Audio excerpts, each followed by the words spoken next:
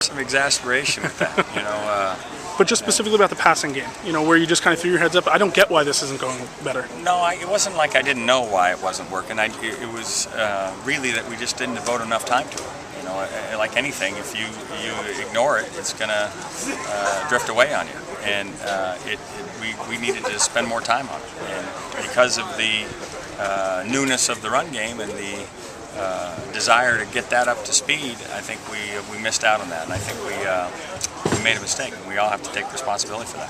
When did you realize that, in the timeline, was there any point where you said, gosh, we should have done this differently? Did it happen in September, October? The problem was we had some injuries, so we were able to, we could almost rationalize, if you will, that maybe it was happening because we weren't in there. Okay.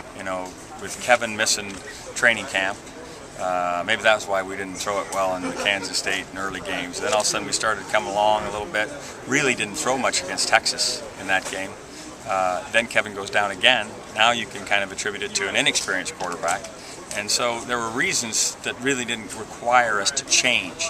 But retrospectively, as I look back, we didn't spend the amount of time you need to if you're going to have a quality throw game. And that's what we have to do. We have to find time for that. Coach, talk about the addition of Jamie Graham and what he brings. Well, I'm not sure that I can talk about Jamie yet until he's officially in school. So I'll just wait till hopefully that gets done. Rick, how's Tony Dye doing with the transition to free safety? Tony's doing terrific. Tony, really how we play safeties in the quarters coverage, they were interchangeable. All they had to do was change strength, and the strong safety became the free and vice versa. So this will be very little in the way of transition for Tony. I think the transition will be him being the vocal leader. And I think the kids are welcoming that. I think he's kind of natural at that. And I'm looking forward to the productivity that'll come with that. Speaking of leadership ability, he was one of those first guys in those recruiting classes for you. Talk about how much of a rock he's been. Well, he's been just that. He's a guy who played as a freshman, was ready to go as a freshman. He's got both physical toughness and mental toughness, and the kids look up to him. So it'll be natural for him to embrace that role as a leader, and I think it will be productive for everybody involved. Going into the season, the offensive line seems to have three slots pretty solidified. How are you looking, at that left guard, left tackle position?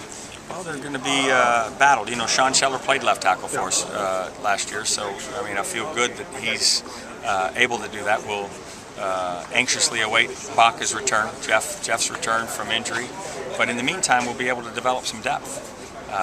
We've got Connor Bradford, who did some good things in the spring. There's some freshmen that are going to be vying for it. Brett Downey can go back and forth.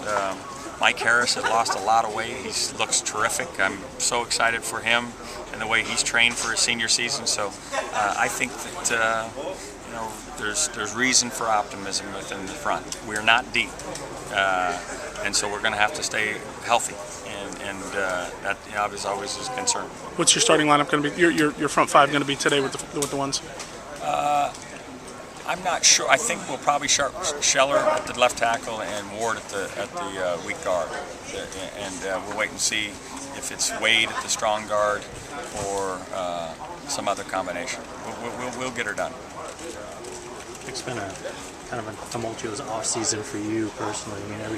Every talks about your job. How excited are you to finally get on the field? Well, truthfully, it hasn't been tumultuous at all. The roster things have been what they've been. We had a good off season with respect to the work ethic. Spring ball was successful. It was a tough transition making the changes in the coaching staff and making the new hires. Once that was solidified, really it's been pretty smooth. With respect to the conversations about my job security and hot seat conversations and all that, I really haven't given much time or attention to that because that's not something that I can concern myself with. All I want to do is provide the best leadership I know how to, give these guys the best possible chance to be successful, make sure the coaching staff is coordinated so that we're all